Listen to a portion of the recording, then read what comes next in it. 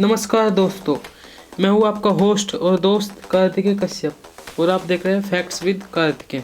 आज मैं आपको ऐसे टॉप 5 फैक्ट्स बताऊंगा जो आपने पहले कभी नहीं सुने। तो चलिए वीडियो को शुरू करते हैं बिना किसी रोक टोक के। फैक्ट नंबर 1, रेल लाइन की साइड में बॉक्स क्यों होते हैं? ट्रेन में यात्रा करते समय पटरी के किनारे लगा एक एल्युमिनियम बॉक्स जरूर दिखता है, लेकिन क्या आपको पता है कि पटरी के किनारे यह बॉक्स क्यों लगाया जाता है और यह क्या काम करता है और ट्रेन में यात्रा कर रहे यात्रियों की सुरक्षा कैसे करता है? तो रेलवे ट्रैक के किनारे दिखने वाले इस बॉक्स को एक्सेल काउंटर बॉक्स कहा जाता है। इसे 3 से 5 किलोमीटर के बीच लगाया जाता है। अब सवाल उठता है कि ये करता क्या है?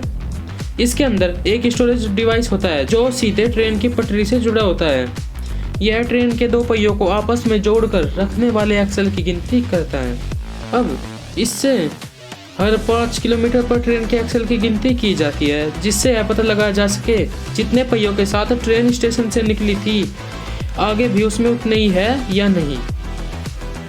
अगर ट्रेन की यात्रा के दौरान कोई हादसा हो जाता है और 1 या 2 डिब्बे अलग हो जाते हैं तो यह एक्सेल काउंटर बॉक्स एक्सेल की गिनती करके बता देता है कि जो ट्रेन गुजरी है उसमें कितनी पहियों की संख्या कम है, और इससे रेलवे को इस बात की जानकारी मिल जाती है कि ट्रेन के डिब्बे किस जगह से अलग हुए हैं।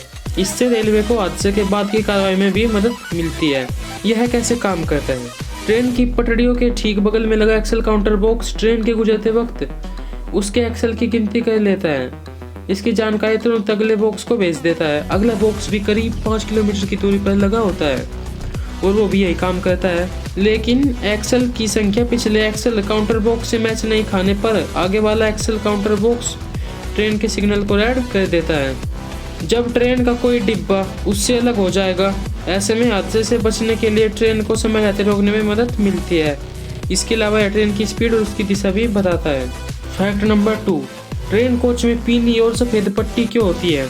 भारतीय रेलवे का एशिया में सबसे बड़ा नेटवर्क है और सरकार इसकी आधुनिकीकरण की दिशा में कई कदम उठाए हैं, जिनमें से एक है देश में प्राइवेट ट्रेनों को चलाने की अनुमति।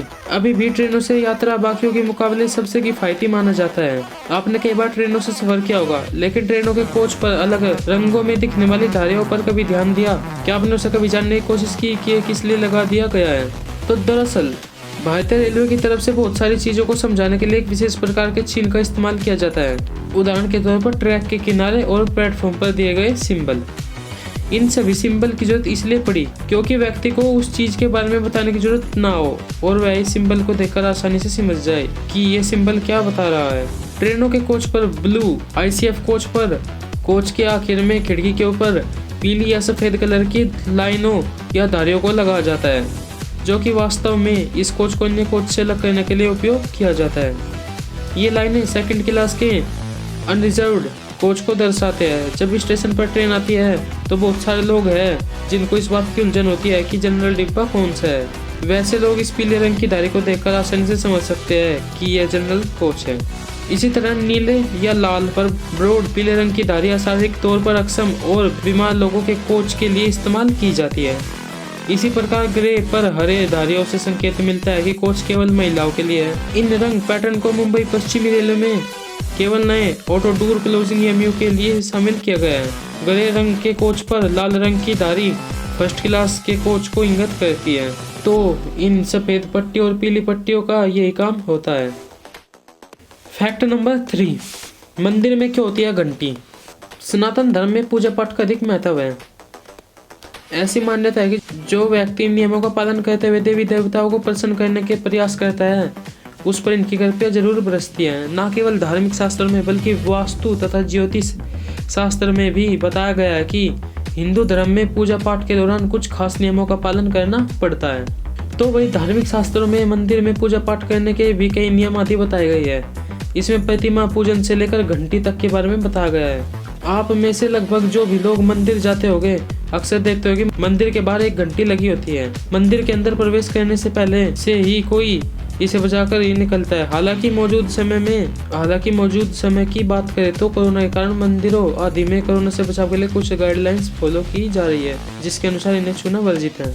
लेकिन इसकी क्या महत्वता है और क्यों इन्हें मंदिरों में लगाया जाता है? सबसे पहले तो आपको बता दें, घंटी लगाने की परंपरा कोई आज से नहीं बल्कि प्राचीन समय से प्रचलन में है। जिसके अनुसार सनातन धर्म से जुड़े लगभग धार्मिक स्थलों पर इसे पाया जाता है।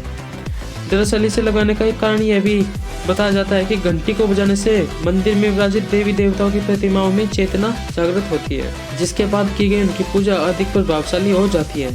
इसके अलावा ये भी कहा जाता है कि घंटी की मनमोहकर एवं कर्णप्रिय ध्वनि जातक के मन मस्तिष्क को अध्यात्म की ओर ले जाने की शक्ति रखती है। तो वही यह भी कहा जाता है कि मन घंटी की लय से जुड़कर शांति का अनुभव प्राप्त करता है। यही कारण है कि तमाम मंदिरों में घंटियां होती है। फैक्ट नंबर 4, क्या आप जानते हैं पुलिस की वर्दी खाकी क्यों होती है? पुलिस की अपनी पहचान होती है। यही कारण है कि हम दूर से ही पुलिस वाले को पहचान लेते हैं। इसके पीछे की बड़ी वजह उसकी वर्दी है। पुलिस की वर्दी की पहचान है उसका खाकी रंग। ऐसा नहीं कि हर जगह पुलिस खाकी रंग का इस्तेमाल करती हो। भारत में कोलकाता की पुलिस सफेद वर्दी पहनती है, लेकिन पश्चिम बंगाल की पुलिस खाकी वर्दी पहनती है। हालांकि भारत के अधिकतर राज्यों में पुलिस की वर्दी का रंग खाकी ही है। ऐसे में आप सोच रहे होंगे कि आखिर पुलिस की वर्दी का रंग खाकी क्यों होता है। आइए हम आपको बताते हैं। तो भारत में पुलिस की ऑफिशियल व्यवस्था अंग्रेज लेकर आए थे। जब भारत में ब्रिटिश शासन था तब पुलिस की वर्दी खाकी रंग की नहीं होती थी। उस वक्त पुलिस सफेद रंग की वर्दी पहनते थे। इस वर्दी के साथ एक समस्या थी, उस वक्त ड्यूटी लंबी होती थी। ऐसे में वर्दी जल्दी गंदी हो जाती थी। इससे पुलिस वालों को काफी दिक्कत होती थी। इसके बाद पुलिस वालों ने बदलाव की बात सोची। बताया जाता है कि पुलिस वालों ने धीरे धीरे अपनी वर्दी का रंग सफेद से अलग कर लिया। इसके बाद पुलिस अफसरों ने एक डाई बनवाई जिसका रंग खाकी था। खाकी रंग बनाने के लिए चाय की पत्तियों के पानी का इस्तेमाल किया जाता था। हालांकि अब ऐसा नहीं है, अब सिंथेटिक रंग का इस्तेमाल किया जाता है। तो पुलिस वालों के इस रंग को देखकर सर हेनरी लॉरेंस ने साल 1847 में खाकी रंग को आखिरकार आधिकारिक तौर पर अपना लिया। वह उस वक्त लॉरेंस नॉर्थ वेस्ट फ्रंटियर के गवर्नर के एजेंट थे। मिट्टी के रंग वाली यह वर्दी जल्दी गंदी नहीं होती थी। इस वजह से पुलिस वाले अभी भी खाकी रंग की वर्दी का इस्तेमाल करते हैं। फैक्ट नंबर 5, वकील काला कोट ही क्यों पहनते हैं? आपने फिल्मों में, न्यूज में और बहुत सी जगह वकीलों को देखा होगा जिनका अपना एक अलग ड्रेस कोड होता है जिसमें वो एक काला कोट पहनते हैं। लेकिन वकील काला कोट क्यों पहनते हैं? तो काला रंग दृष्टिहीनता का प्रतीक होता है। कहा जाता है कानून अंधा होता है और दृष्टिहीन लोग किसी के प्रति पक्षपात नहीं करते। इसी कारण से वकीलों के कोट का रंग काला रखा गया है, जिससे वकील बिना किसी पक्षपात के अपना काम ईमानदारी से करे। 1961 के अधिनियम के तहत वकीलों के लिए सफेद बंद टाई के साथ वकीलों के लिए यह अनिवार्य कर दिया गया। आपने देखा होगा वकील काले कोट के साथ सफेद शर्ट भी पहनते हैं। ऐसा इसलिए होता है क्योंकि सफेद रंग सच्चाई का प्रतीक होता है। तो काला और सफेद का मतलब हो गया कि वकील बिना किसी भेदभाव के पूरी ईमानदारी और सच्चाई से अपना काम करे, जिससे न्याय पर लोगों का विश्वास बना रहे। आज की वीडियो में इतने दोस्तों। आई होप आपको वीडियो अच्छी लगी होगी। अगर वीडियो अच्छी लगी तो वीडियो को कमेंट करें, वीडियो को लाइक करें, वीडियो को शेयर करें और चैनल सब्सक्राइब करना ना भूलें। जय हिंद, जय भारत।